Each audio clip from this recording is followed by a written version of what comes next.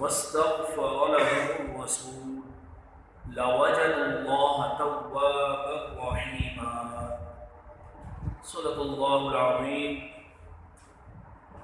قال الله تعالى في شان حبيبه صلى الله عليه وسلم: إن الله وملائكته يصلون على النبي يا أيها الذين آمنوا صلوا عليه وسلموا تسليما. اللهم صل على سيدنا ومولانا محمد معدن الجود والكرم وآله وبارك وسلم صلاة وسلاما عليك يا سيدي يا سيدي يا سيدي يا رسول الله صلى الله تعالى عليه وآله وبارك وسلم. حضور نبی کریم رؤوف الرحیم صلی اللہ تعالی علیہ وآلہ وبارک وسلم کی ذات اقدس پر درود و سلام پڑھنا دارین کی سعادتوں کا باعث ہے. ہمارے آقا مدینے والے مصطفیٰ صلی اللہ تعالی علیہ وآلہ وبارک وسلم نے ارشاد فرمایا کہ جو مجھ پر ایک بار درود پاک بھیجے گا اللہ تبارک و تعالیٰ اس پر 10 رحمتیں نازل فرمائے اور 10 گناہ اس کے مٹا دیے جائیں گے اور اس کے 10 درجات بلند کر دیے جائیں گے. سبحان اللہ. اسی طرح ارشاد فرمایا کہ تم اپنی مجالس کو مجھ پر درود پاک پڑھ کر آراستہ کرو. بے شک تمہارا مجھ پر درود و سلام پڑھنا قیامت کے دن تمہارے لیے نور ہوگا. زینوا مجالسکم بالصلاۃ علی فإن صلاتکم علی نور لکم یوم القیامہ.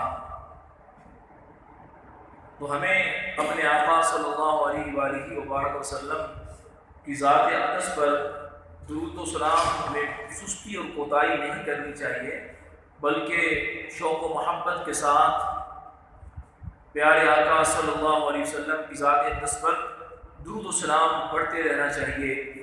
اور بالخصوص جمعۃ المبارک کی مقدس ساعتوں میں حضور نبی کریم صلی اللہ علیہ وسلم کی ذات اقدس پر درود و سلام کی کثرت ہونی چاہیے. ایک مرتبہ شوق و محبت کے ساتھ بلند آواز سے درود و سلام پڑھ لیجیے. اللہم صل علی سیدنا و مولانا محمد معدن الجود والکرم وآلہ وبارک وسلم صلاۃ و سلاما علیک یا سیدی یا سیدی یا رسول اللہ صلی اللہ تعالی علیہ وآلہ وبارک وسلم. گزشتہ جمعۃ المبارک تعمیر کعبہ اور حج کے حوالے سے حج کے فضائل یہ آپ سماعت فرما رہے تھے. حج ارکان اسلام میں سے ایک بہت اہم رکن ہے. زندگی میں ایک بار یہ فرض ہوتا ہے جو صاحب استطاعت ہے. نماز ہر روز فرض ہے 5 وقت کی. روزہ سال میں 1 ماہ کے لیے ہے. زکوٰۃ بھی سال کے بعد ادا کرنا ہوتی ہے. اور حج پوری زندگی میں ایک بار جس نے یہ فریضہ ادا کر لیا تو وہ بڑا خوش نصیب ہے. ہمارے آقا صلی اللہ علیہ وآلہ وبارک وسلم نے ارشاد فرمایا کہ جو حج کرتا ہے اور اس کی زبان سے اس کے ہاتھ سے دوسرے مسلمان محفوظ رہتے ہیں وہ گناہوں سے ایسا پاک و صاف ہو جاتا ہے جیسے وہ آج ہی پیدا ہوا. یہ دیکھیں کتنی بڑی خوشخبری ہے, کتنا بڑا اجر ہے, کتنا بڑا ثواب ہے کہ ساری زندگی کے گناہ, ساری زندگی کی خطائیں, ساری زندگی کے قصور اللہ رب العزت معاف فرما دیتا ہے. اچھا اب دیکھیے حج ہے کیا؟ حج میں کرتے کیا ہے؟ حج میں احرام باندھتے ہیں, پھر خانہ کعبہ کا طواف کرتے ہیں، حجر اسود کا بوسہ لیا جاتا ہے، صفا اور مروہ کے درمیان سعی کی جاتی ہے، اور پھر مینا جاتے ہیں، مینا میں ٹھہرتے ہیں، قیام کرتے ہیں، اور پھر عرفات میں آ جاتے ہیں 9 ذی الحج کو، جہاں خطبہ حج دیا جاتا ہے، اور یہ حج کا رکن اعظم ہے میدان عرفات میں ٹھہرنا۔ اور جو میدان عرفات میں 9 ذی الحج کو آ گیا وہ حاجی ہو گیا، سبحان اللہ۔ اور پھر اس کے بعد مزدلفہ جاتے ہیں، مزدلفہ میں وہاں ٹھہرتے ہیں، وہاں سے کنکر چنتے ہیں، اور پھر واپسی آتے ہیں، اور پھر مینا میں جہاں پر وہ جمرات ہیں وہاں رمی کرتے ہیں، شیطانوں کو، بڑے چھوٹے درمیانے تینوں شیطانوں کو کنکر مارے جاتے ہیں، حلق ہوتا ہے، قربانی ہوتی ہے 10 ذی الحج کو، تو اس کے بعد پھر طواف زیارت ہوتا ہے۔ تو یہ مناسک ہیں حج کے، اللہ تبارک و تعالیٰ کو یہ مناسک، یہ ادائیں، یہ طواف خانہ کعبہ کرنا، حجر اسود کا بوسہ لینا،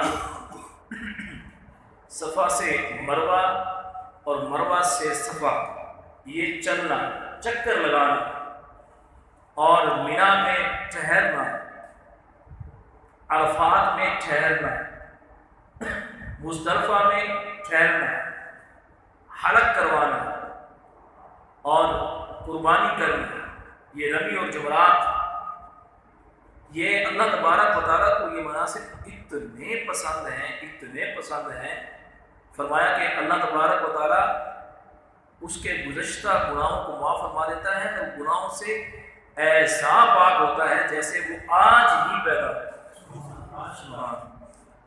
جس نے حج نہیں کیا وہ نیت کرے، جو صاحب استطاعت ہیں ان پر تو حج فرض ہے۔ گزشتہ جمعہ میں یہ عرض کر رہا تھا کہ وہ بلا عذر شرعی تاخیر کریں گے تو گناہ گار ہوں گے، اور جن پہ حج فرض نہیں ہے، ابھی اتنی استطاعت وہ نہیں رکھتے، تو وہ نیت کریں، اللہ رب العزت کی بارگاہ میں عرض کریں، دعا کریں، یا اللہ میں بھی تیرا گھر دیکھنا چاہتا ہوں، مجھے بھی بیت اللہ کی زیارت سے مشرف فرما، مجھے بھی طواف خانہ کعبہ نصیب فرما، میں بھی اپنے لبوں سے حجر اسود کے بوسے لوں، مجھے بھی آب زمزم شریف پینا نصیب ہو، مجھے بھی صفا و مروہ کی زیارت اور اس کے درمیان چکر لگانا، کہ اس کی سعادت مل جائے، میں بھی مینا دیکھوں اور مینا میں ٹھہروں، عرفات کے میدان میں جہاں حجاج آہوزاری کرتے ہیں، اشک باری کرتے ہیں، سارا دن اللہ کے حضور مناجات کرتے ہوئے، دعائیں مانگتے ہوئے گزر جاتے ہیں، وہ کتنا حسین منظر ہے کہ صرف احرام کی 2 چادریں پہنی ہوئی ہیں، سر پہ کوئی کپڑا نہیں ہے، ننگے سر ہے، اور چٹیل میدان، اور اللہ کے حضور مناجات کر رہے ہیں، اشک بہہ رہے ہیں، التجائیں ہیں، میرے مالک تیری توفیق سے میں یہاں آ گیا، تو نے ہی مجھے یہاں پہنچایا، یا اللہ تو میری خطاؤں کو معاف فرما، یا اللہ تو میری غلطیوں کو معاف فرما، میرے حق کو قبول فرما لے، اور میرا خاتمہ ایمان پر فرما۔ تو یہ کتنی خوش نصیبی ہے، تو یہ دعا کریں، یا اللہ مجھے بھی ان میں شامل فرما لے، وقوف مزدلفہ کرنے والوں میں، اور حلق کروانے والوں میں، قربانی کرنے والوں میں، اور مناسک حج ادا کرنے والوں میں مجھے بھی شامل فرما لے، سب کہہ دیجیے آمین۔ تو یہ دعا تو مانگ سکتے ہیں نا اللہ کے حضور، ہمارے پاس اگر اسباب نہیں ہیں تو رب سے مانگ لیجیے، اللہ تبارک و تعالیٰ کے خزانے میں کمی ہے، وہ کمی ہے کوئی خزانے میں، خزانے میں کمی نہیں ہے، اللہ تبارک و تعالیٰ کو اپنے غیبی خزانوں سے ایسے عطا فرماتا ہے کہ بندہ حیران رہ جاتا ہے، اس انداز میں اسباب بنتے ہیں کہ تصور میں بھی نہیں ہوتا کہ اتنا جلد یہ کام ہو جائے گا، اور پتہ چلتا ہے کہ اللہ تبارک و تعالیٰ نے اپنا در دکھا دیا، اپنا گھر دکھا دیا، اور حضور نبی کریم صلی اللہ علیہ وسلم کی بارگاہ میں پہنچا دیا۔ اللہ تبارک و تعالیٰ یہ سعادتیں ہمیں عطا فرمائے۔ تو حج سے فارغ ہونے کے بعد پھر سوئے مدینہ حجاج روانہ ہوتے ہیں. جو پہلے جن کی فلائٹس ہوتی ہیں وہ پہلے مدینہ تجربہ چاہتے ہیں، اور جو جن کی فلائٹس بعد میں ہوتی ہیں وہ مناسک حج ادا کرنے کے بعد پھر آقا صلی اللہ علیہ وآلہ وبارک وسلم کی بارگاہ میں حاضر ہوتے ہیں. سبحان اللہ، کیا وہ عظیم گھڑی ہوتی ہے جب حاجی حج کرنے کے بعد، مناسک ادا کرنے کے بعد، جب وہ عازم مدینہ ہوتا ہے. جس نے حج کیا ذرا وہ تصور کرے، جب آپ نے حج کیا تھا، جس وقت مکہ المکرمہ سے مدینہ تجربہ روانہ ہوئے تھے، ذرا ذہن میں لے کے آئیں. اور جنہوں نے عمرہ کیا ہے وہ ذہن میں لے کے آئیں. جب میں مکہ میں تھا اور جس رات کو میرے ذہن میں مجھے بتایا گیا کہ کل روانگی ہے مدینہ، رات کو نیند نہیں آئی، صبح مدینہ جانا ہے. اور پھر مدینے کے لیے قافلہ جب تیار تھا تو دل کی دھڑکنیں کیسی تھی. اور پھر مکہ المکرمہ سے مدینہ تجربہ کا جو سفر تھا، ایسا سفر کبھی زندگی میں نہیں کیا ہوگا. میرا یہ دل کہتا ہے ایسا سفر کبھی زندگی میں نہیں کیا ہوگا. جو سفر مکہ سے مدینہ تجربہ کی طرف حجاج کرتے ہیں، جس کو یہ سعادت ملی. اور سید اعلیٰ حضرت تو پھر ان کو یوں بیان کرواتے ہیں نا کہ بیت اللہ شریف کی زیارت کی، جی بھر کے زیارت کی. کبھی جو ہے مستجاب کے سامنے بیٹھے ہوئے ہیں، کبھی ملتزم سے چپٹے ہوئے ہیں، کبھی باب کعبہ کو تھاما ہوا ہے، کبھی حجر اسود کے بوسے لے رہے ہیں، کبھی آب زمزم شریف پی رہے ہیں، کبھی بیت اللہ شریف کو تک رہے ہیں، رب کے گھر کو دیکھ رہے ہیں. یہ بیت اللہ ہے. اچھا، اس شاہ کے دیکھنے کا انداز بھی اور ہوتا ہے. میں نے پوچھا یہ جو آپ یہاں بیٹھے ہوئے ہیں مستجاب کے سامنے، یہاں بیٹھنے کا سبب کیا ہے؟ آپ ادھر بھی بیٹھ سکتے ہیں، ادھر بھی بیٹھ سکتے ہیں، ادھر بھی بیٹھ سکتے ہیں. وہ کہنے لگے بات یہ ہے بیت اللہ شریف کی زیارت کرنی ہے نا، بیت اللہ شریف کو دیکھنا ہے. یہ جو ڈائریکشن ہے، یہ جو سمت ہے، یہ سمت ایسی ہے کہ بیت اللہ شریف کی طرف بھی منہ ہو جاتا ہے اور روضہ رسول کی طرف بھی منہ ہو جاتا ہے. اشاق، پھر جو اشاق ہوتے ہیں ان کا تصور کیسا ہوتا ہے؟ وہ کہتے ہیں یہ وہ بیت اللہ ہے کہ جس کی دیواروں کو میرے آقا نے چھوا ہوگا. یہ وہ حجر اسود ہے جس کو میرے آقا نے چوما ہے. یہ وہ بیت اللہ شریف ہے جس کو میرے آقا نے دیکھا، اس کا طواف کیا. یہ وہ حرم ہے جہاں میں بیٹھا ہوں. میرے آقا صلی اللہ علیہ وسلم کبھی یہاں بیٹھے ہوں گے، کبھی یہاں بیٹھے ہوں گے، کبھی یہاں بیٹھے ہوں گے، کبھی یہاں بیٹھے ہوں گے. یہ باب کعبہ ہے میرے باپ. یہ باب کعبہ کو میرے آقا صلی اللہ علیہ وسلم نے چھوا ہوگا. یہ کیفیت ہوتی ہے اس شاہ کی. تو سید اعلیٰ فرماتے ہیں جب مدینہ جانے کا وقت آتا ہے تو پھر کیفیت کیا ہوتی ہے؟ فرماتے ہیں حاجیو آؤ شہنشاہ کا روزہ دیکھنے. حاجیو آؤ شہنشاہ کا روزہ دیکھو. شہنشاہ میرے آقا. حاجیو آؤ شہنشاہ کا روزہ دیکھو. کعبہ کو دیکھ چکے، اب کعبے کا کعبہ دیکھو. کعبہ کو دیکھ چکے، اب کعبے کا کعبہ دیکھو. سبحان اللہ. کیا عشق ہے، کیا وابستگی ہے، کیا محبت ہے، کیا انداز ہے.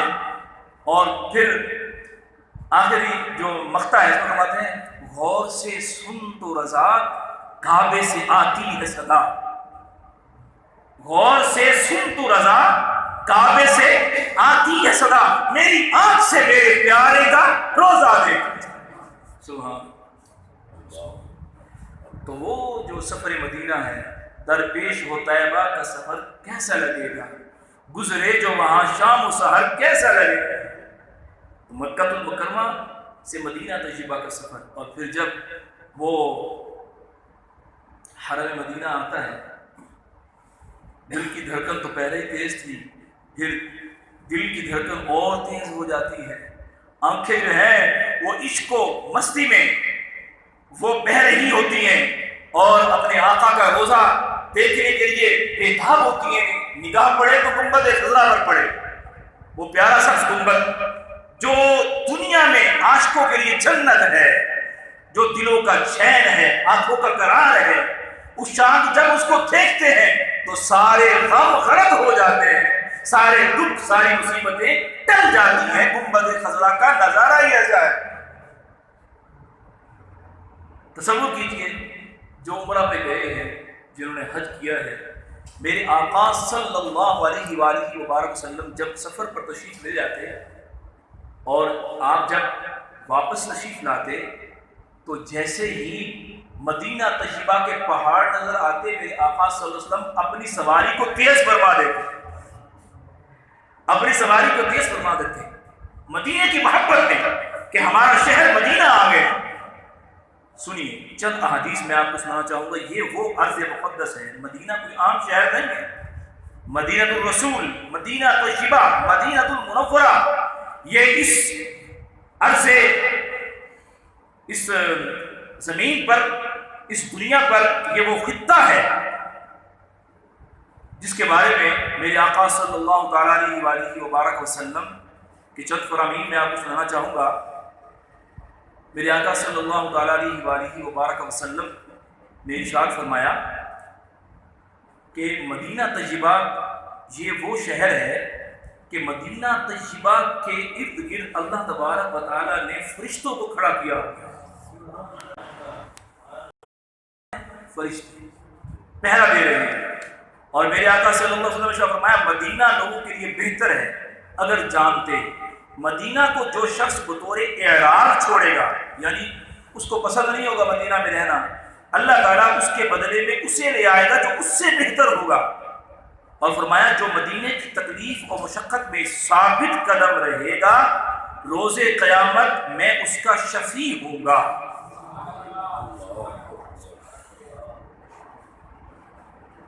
سنیے حضرت عبداللہ بن عمر رضی اللہ تعالیٰ عنہ راوی ہیں، ہم وہ دعا مانگتے ہیں نا، اللہم ارزقنی شہادتا فی سبیلک واجعل موتی فی بلد رسولک صلی اللہ علیہ وسلم۔ سب کہہ دیجیے آمین۔ اے اللہ میں تجھ سے مدینہ طیبہ میں شہادت کی موت مانگتا ہوں۔ مدینہ طیبہ کی موت ہو وہ کون سی ہو؟ یہ دعا کون مانگتے تھے؟ حضرت فاروق اعظم رضی اللہ تعالیٰ، اور دعا پوری ہوئی، دعا پوری ہوئی ان کی۔ تو سنیے انہی کے بیٹے عبداللہ بن عمر رضی اللہ تعالیٰ عنہما فرماتے ہیں کہ ہمارے آقا صلی اللہ علیہ وسلم نے ارشاد فرمایا جس سے ہو سکے کہ مدینے میں مرے تو مدینے ہی میں مرے۔ کیوں؟ جو شخص مدینے میں مرے گا میں اس کی شفاعت فرماؤں گا۔ سبحان اللہ سے یہ دعا کیا، یا اللہ میں جب مروں تو یہ یہاں نہ مروں، یہاں تو لوگ مجھے ویران قبرستان میں دفنا آئیں گے، وہ قبرستان وہ آپ دیکھتے ہیں کیفیت کے کیا ہیں قبرستانوں کی۔ یا اللہ مجھے اپنے پیارے حبیب صلی اللہ علیہ وسلم کے پاک شہر میں وہاں موت آئے، ان کے قدموں میں مجھے مغفرت مل جائے۔ اور قیامت جب قائم ہوگی نا، قبروں سے لوگ اٹھیں گے تو سب سے پہلے کون اٹھیں گے؟ ہمارے آقا صلی اللہ علیہ وسلم اپنے روضہ انور سے باہر تشریف لائیں گے، اور میرے آقا کے ساتھ ابو بکر و عمر رضی اللہ تعالیٰ عنہما ہوں گے، اور پھر ان کے پیچھے کون ہوں گے؟ سارے اہل بقیع ہوں گے۔ سبحان اللہ سبحان اللہ۔ تو جس کو بقیع مل گئے، جنت البقیع، جس کو مدفن مل گیا، کتنا خوش نصیب ہے۔ قیامت جب قائم ہوگی اور پھر جب قبروں سے اٹھیں گے تو یہ اٹھنے والوں میں کن کے ساتھ ہوگا؟ اہل بقیع کے ساتھ ہوگا، اور اہل بقیع کن کے پیچھے ہوں گے؟ ہمارے آقا صلی اللہ علیہ وسلم کے پیچھے۔ بعض لوگ بڑے ڈرتے ہیں، کہتے ہیں یہ دعا مانگتے ہو، مرنے کی دعا مانگتے ہو۔ وہ ہم نے کہا مرنے کی دعا نہیں مانگ رہے، ہم یہ عرض کر رہے ہیں مالک موت تو آنی ہے، جب آئے تو مدینے میں آئے۔ یہ فرق ہے نا، سمجھیں اس بات کو۔ ہم یہ نہیں کہتے یا اللہ ہمیں موت دے دے، نہیں، بلکہ یا اللہ عز و جل جو سانسیں ہماری مقدر ہیں، جتنی زندگی تو نے ہمیں عطا فرمائی ہے، جب ہماری موت آئے تو ہمیں پیارے آقا صلی اللہ علیہ وآلہ وبارک وسلم کے قدموں میں آئے۔ سب کہہ دیجیے آمین۔ اچھا، میرے آقا صلی اللہ علیہ وسلم نے مدینہ طیبہ کے لیے دعا کی، یا اللہ مدینہ طیبہ میں برکت عطا فرما. سنیے صحیح مسلم شریف میں یہ روایت موجود ہے. حضرت ابو ہریرہ رضی اللہ تعالیٰ عنہ فرماتے ہیں کہ لوگ جب شروع پھل دیکھتے اسے رسول اللہ صلی اللہ علیہ وسلم کی خدمت میں حاضر کرتے، پیش کرتے. تو ہمارے آقا صلی اللہ علیہ وسلم اسے لے کر یہ کہتے یا الہی تو ہمارے لیے ہماری کھجوروں میں برکت دے اور ہمارے لیے ہمارے مدینے میں برکت عطا فرما اور ہمارے سا اور بدھ میں برکت عطا فرما. یہ پیمانے تولنے کے پیمانے. اور پھر فرماتے یا اللہ بے شک ابراہیم تیرے بندے اور تیرے خلیل اور تیرے نبی ہیں اور بے شک میں تیرا بندہ اور تیرا نبی ہوں. انہوں نے مکہ کے لیے تجھ سے دعا کی اور میں مدینہ کے لیے تجھ سے دعا کرتا ہوں. اسی کی مثل جس کی دعا مکہ کے لیے انہوں نے کی تھی اور اتنی ہی اور یعنی مدینے کی برکتیں مکہ سے دگنا ہوں. پھر جو چھوٹا بچہ سامنے آتا اسے بلا کر وہ کھجور عطا فرما دیتے. اب بات سمجھ میں آ گئی کہ جو شاک ہیں، علماء ہیں، صوفیاء ہیں، ہم دیکھتے ہیں کہ وہ مکہ المکرمہ جاتے ہیں وہاں کم رہتے ہیں، مدینہ میں زیادہ رہتے ہیں. مدینہ میں سب سے بڑی وجہ یہ ہے کہ جانے کا علاج وہاں آرام فرما. سب سے پہلی بات یہ ہے کہ جنہوں نے ہمیں بتایا یہ مکہ ہے، یہ کعبہ ہے، یہ بیت اللہ ہے، بیت اللہ کا طواف کیوں کرنا ہے، صفا مروا کی سعی، وقوف مینا، مزدلفہ، یہ ساری برکتیں، یہ سارا اجر و ثواب جن کی وجہ سے ملا ہے وہ کہاں آرام فرمائیں؟ مدینہ. دوسرا یہ ہے علماء فرماتے ہیں کہ یہ جو حدیث پاک ہے میرے آقا نے اپنے رب عز و جل کی بارگاہ میں یہ دعا مانگی یا اللہ جو ابراہیم علیہ السلام نے مکہ کے لیے خیر بھلائی برکت مانگی ہے وہ بھی عطا فرما مدینہ کے لیے، بلکہ اس سے اور بھی عطا فرما. جو مانگی ہے وہ بھی عطا فرما، جو مانگی ہے، جتنی مانگی ہے وہ بھی مدینہ کے لیے عطا فرما اور اس کی مثل اور بھی عطا فرما. تو فرماتے ہیں کہ ہمارے آقا کی دعا تو رد ہو نہیں سکتی. تو مدینہ میں جو برکتیں، جو بھلائیاں، جو خیر مکہ المکرمہ میں ہے، مدینہ طیبہ میں اس سے دگنی ہے، اس سے دگنی. آپ دیکھ لیں مدینہ طیبہ میں جائیں تو وہاں آپ کو محسوس ہوگا کہ رحمتوں کی چھما چھم برسات ہو رہی ہے. فرشتے جہاں پر ہاتھ باندھے کھڑے ہوئے ہیں، ہر چراغے مزار پر قدسی، ہر چراغے مزار پر قدسی کیسے پروانہ وار پھرتے ہیں، وہ سوئے لالہزار پھرتے ہیں، تیرے دن اے بہار پھرتے ہیں. مدینہ طیبہ وہ مقدس سرزمین ہے جس کو یہ سعادت مل گئی وہ بڑا خوش نصیب ہے، اور جو ابھی تک اس سعادت سے محروم ہے وہ روئے، اٹھے رات کے آخری پہر، تہجد ادا کرے، رب کے حضور عرض کرے مالک موت نہ دینا جب تک اپنے پیارے حبیب صلی اللہ علیہ وسلم کا در نہ دیکھ لوں. یا اللہ ان آنکھوں کو دیدار مصطفیٰ، دیدار روضہ رسول صلی اللہ علیہ وسلم سے محروم نہ رکھنا. دیکھیے اپنے رب کی بارگاہ میں التجا کریں گے اور حاضر یہ مکہ المکرمہ اور حاضر یہ مدینہ طیبہ اس کی التجا کریں گے، اللہ تبارک و تعالیٰ ضرور کرم فرمائے گا.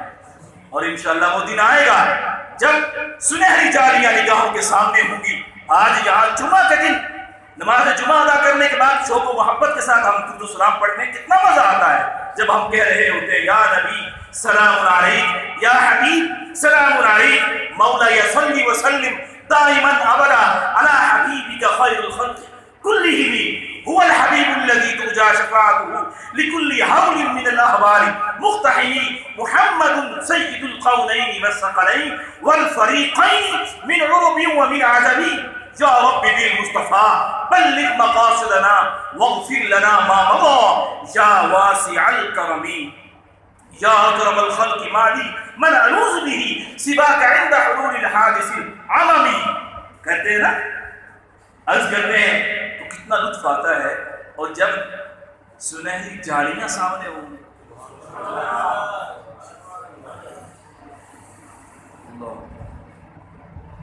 سنہری جالیاں جب نگاہوں کے سامنے اور عرض کر رہے ہوں گے فداک امی و ابی و روحی و قلبی و عینی یا رسول اللہ صلی اللہ علیہ وسلم میرے ماں باپ آپ پہ قربان، میرا خاندان، میرا کنبہ، میری عزتیں، میرا سب کچھ یا رسول اللہ آپ پر قربان ہے، میں کچھ بھی نہیں ہوں۔ آپ نے مجھے اس کمینے، اس روح سیاہ کو، اس سیاہ شعار کو اپنے قدموں میں بلا لیا، میں اس قابل کہاں تھا؟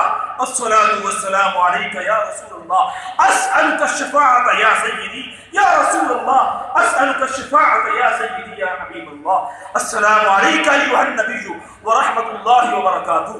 تو ذرا دیکھیے وہ کیف، وہ سما کیسا ہوگا جب حضور کی بارگاہ میں عرض کر رہے ہیں۔ میرے آقا صلی اللہ علیہ وسلم ارشاد فرماتے ہیں جو میری قبر کی زیارت کرے اس کے لیے میری شفاعت واجب ہے۔ کیا فرمایا؟ شفاعت واجب ہے۔ اب میں قیامت کے دن اس کی شفاعت کروں گا۔ میرے آقا صلی اللہ علیہ وسلم ارشاد فرماتے ہیں جو میری زیارت کو آئے سوا میری زیارت کے اور کسی حاجت کے لیے نہ آیا تو مجھ پر حق ہے کہ قیامت کے دن اس کا شفیع بنوں گا۔ قیامت کے دن اس کا شفیع بنوں گا۔ حج کر لیا نا، اب عمرے کے لیے جاتے ہیں تو شاخ سے پوچھتے کہاں جا رہے ہیں؟ کہتے ہیں مدینے جا رہے ہیں۔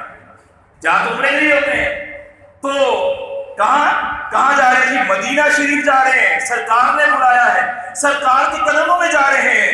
اصل الوصول بندگی اس بات در کی ہے، مانگیں گے مانگے جائیں گے، منہ مانگی پائیں گے۔ سرکار میں نہ ہے نہ حاجت اگر کی ہے، مجرم بلائے آئے ہیں جاؤں کا ہے گواہ، وَلَوْ أَنَّهُمْ ظَلَمُوا أَنفُسَهُمْ جَاءُوكَ فَاسْتَغْفَرُوا اللَّهَ وَاسْتَغْفَرَ لَهُمُ الرَّسُولُ لَوَجَدُوا اللَّهَ تَوَّابًا رَحِيمًا۔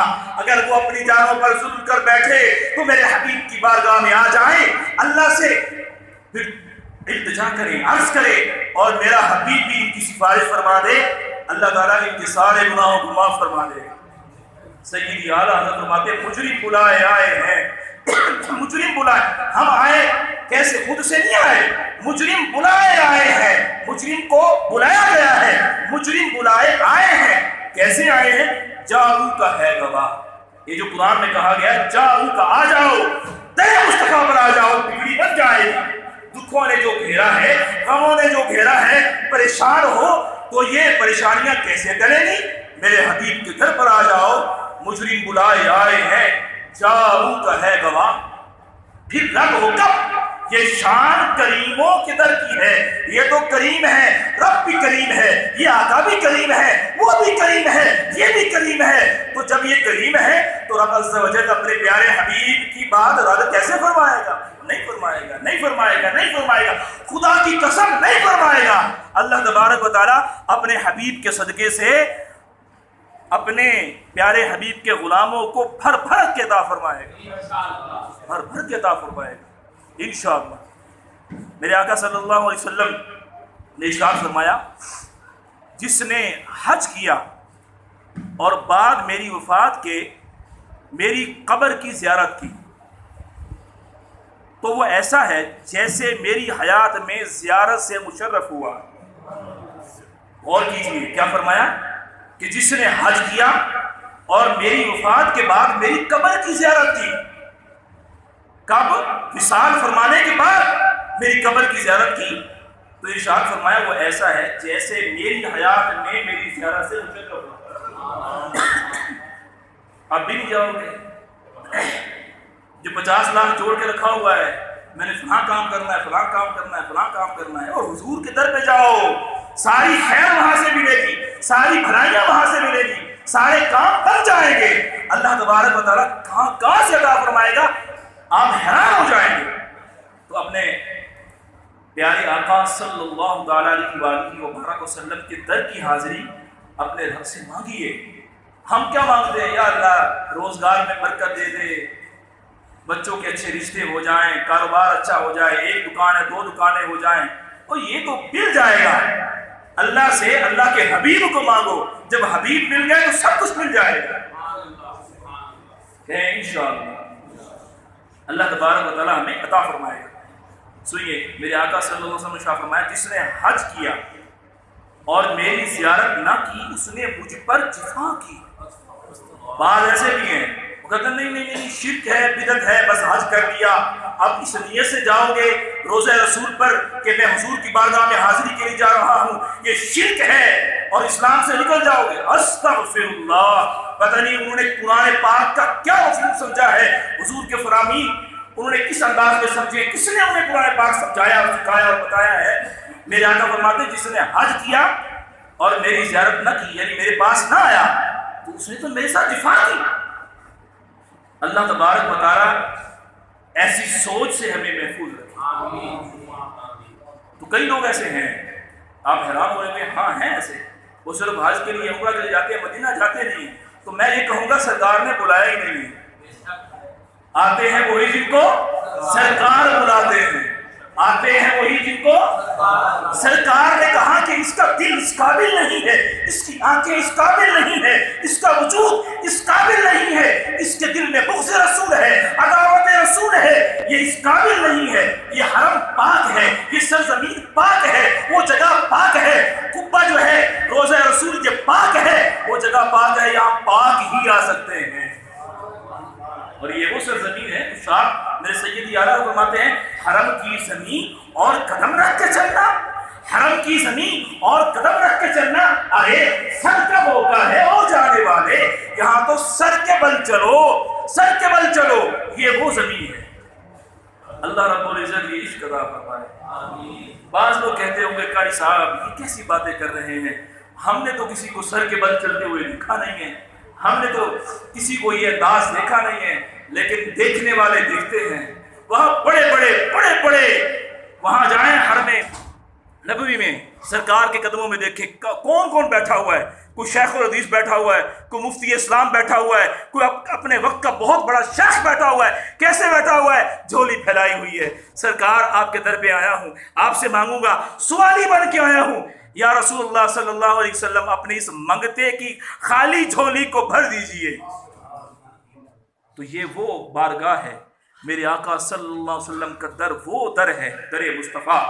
اللہ تبارک و تعالیٰ یہ ذوق نصیب فرمائے، جب جائیں نا، میری دعا ہے، آپ میری دعا کریں، میں آپ کی دعا کرتا ہوں، اللہ تبارک و تعالیٰ آپ کو حج نصیب فرمائے، مدینہ طیبہ کی حاضریاں بار بار عطا فرمائے، سب کہہ دیجیے آمین۔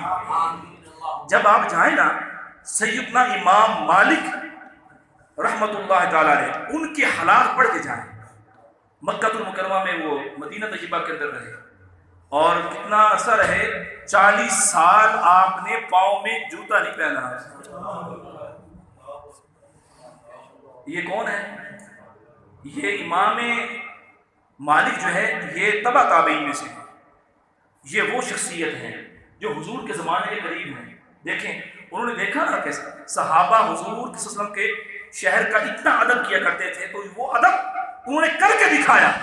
تو جب ان بزرگوں کے واقعات پڑھ کے جائیں گے تو آپ دیکھیے گا، پھر جب آپ سنہری جالیوں کے سامنے جائیں گے، حضور کے قدموں میں بیٹھیں گے، انشاءاللہ یہ جو ہماری ظاہری آنکھ ہے یہ بند ہوگی، دل کی آنکھ کھل جائے گی، دل کی آنکھ کھل جائے گی، اور سرکار صلی اللہ علیہ وسلم کا رخ زیبا انشاءاللہ اللہ تبارک و تعالی ہمیں اس کی زیارت عطا فرمائے گا، اور یہ بعید نہیں ہے۔ اللہ تبارک و تعالی ہمیں اپنے آقا صلی اللہ علیہ وسلم کی زیارت سے مشرف فرمائے، آمین۔ ذوق کے لیے میں نے یہ موضوع بیان کیا، چونکہ حج پہ تو یہاں سے لوگ جا نہیں رہے، لیکن وہ یادیں تو ہم تازہ کر سکتے ہیں نا، وہ خیالات پر تو کوئی پابندی نہیں ہے نا، وہ تصور پر تو کوئی پابندی نہیں ہے نا، ہم اپنے دل کو نور ایمان سے، محبت رسول سے منور تو کر سکتے ہیں نا، کچھ یادیں، کچھ لمحے، وہ بیت اللہ شریف کے طواف خانہ کعبہ، اس کیفیت کو تو ذہن کے اندر لا سکتے ہیں نا، وہ جو ہم نے وقوف مینا کیا تھا، وقوف عرفات کیا تھا، وقوف مزدلفہ کیا تھا، حجر اسود کو چوما تھا، آب زمزم پیا تھا، اس کو تو تصور میں لا سکتے ہیں نا۔